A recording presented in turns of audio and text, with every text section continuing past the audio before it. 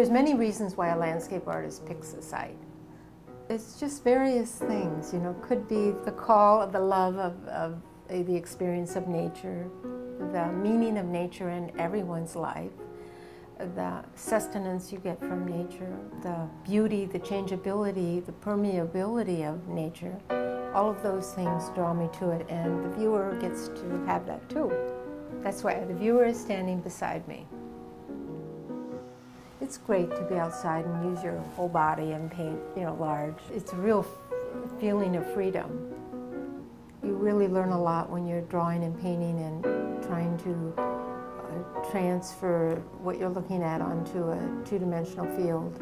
The value of landscape art is it gives you a dynamic space that represents an experience that's common to us all.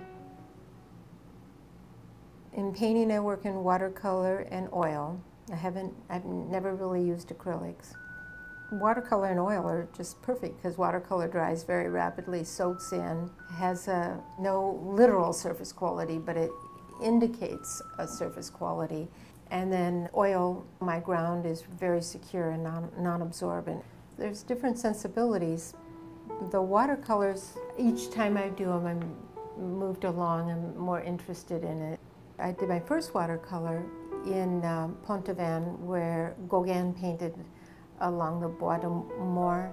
I had an old set of watercolors somebody had given me, and I tried them, and it just hit me, so I made a series of watercolors there. And then I did another show about 3 or 4 years later of total watercolors, and now it's been another maybe 6 or 7 years. I just had a show of big watercolors.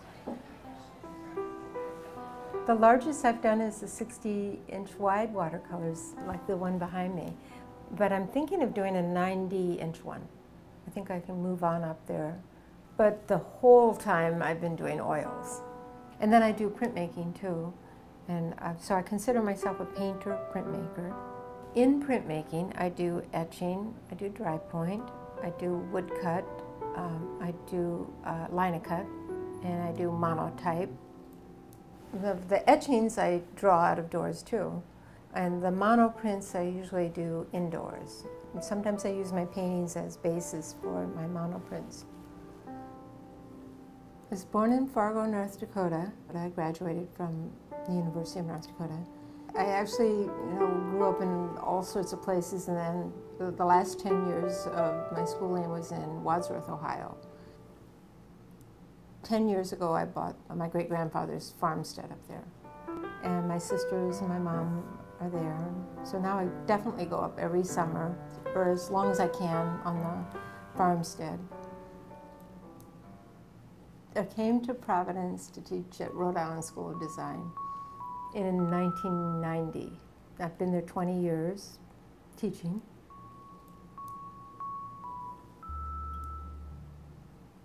One of the things I try and do with oil painting is almost every time I go out, I try and cover the entire surface. So the first time I cover the entire surface with paint, and then I just keep redoing that. I block out very broad areas first. So for a long time, the paintings look quite abstract. When I'm painting, I'm thinking of the lights and the darks and how the balance of tone will thread through the painting. I'm thinking of warms and cools, how they'll thread through the painting. Then I'm thinking of, the shadows and how they declare form. So I have a kind of system that I work through that's really very logical and probably is related to my knowledge of printmaking and how you work in stages there. Obviously as I go on, at the end I retain a little bit more, but I still try and touch or consider the entire surface every time I paint. My goal is to keep that sense of being alive at its peak right till I feel like it's fairly resolved. I'm doing it over several or many sittings. I never do just one sitting, and so maybe a small painting could be a couple sittings, but a big painting would be 15, 20. If I can get 30, that'd be wonderful. The color is equivalent color. So it's not that I'm trying to replicate the color I'm somewhere between trying to use the local color, the actual color of the object or the scene, and trying to transfer that into something that equals it, so that it comes together as being an experience of a space, but it's not necessarily a replication of it. If you put too much color, all bright colors, you knock out light. If you put too much light, you knock out color. So you're trying to find the balance of that interpretation too. I used to paint much more heightened color, expressive color. Moving to Rhode Island lets you understand the range of tonal color. You know, it's a land of tones.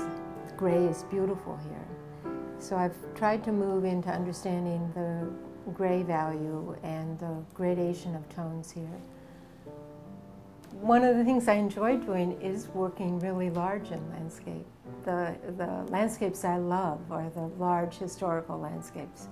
And I'm planning a series of very large paintings, maybe 10, 12 feet or 14-foot paintings. When I paint large, I need to find a place where I can store the paintings. And the Griswold has said I can house my painting in their museum, in their storage room. I'm really eager and hungry to do another large-scale series. All of my paintings are done out of doors. I didn't go into art so I could be out of doors. I went into art to make art.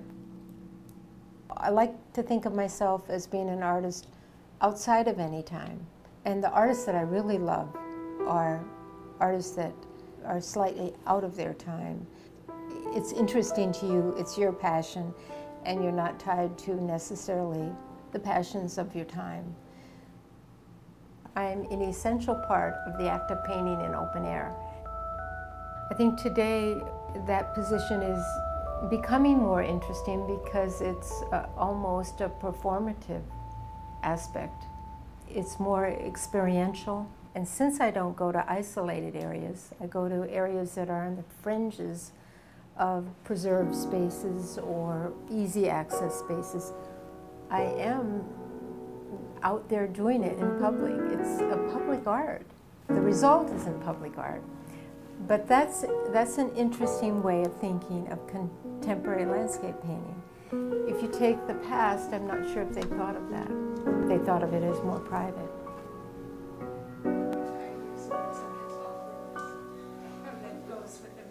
I definitely see myself as a mature working artist trying to continue her body of work and do the best I can. And I'm very much interested in formal aspects of the art that I'm making.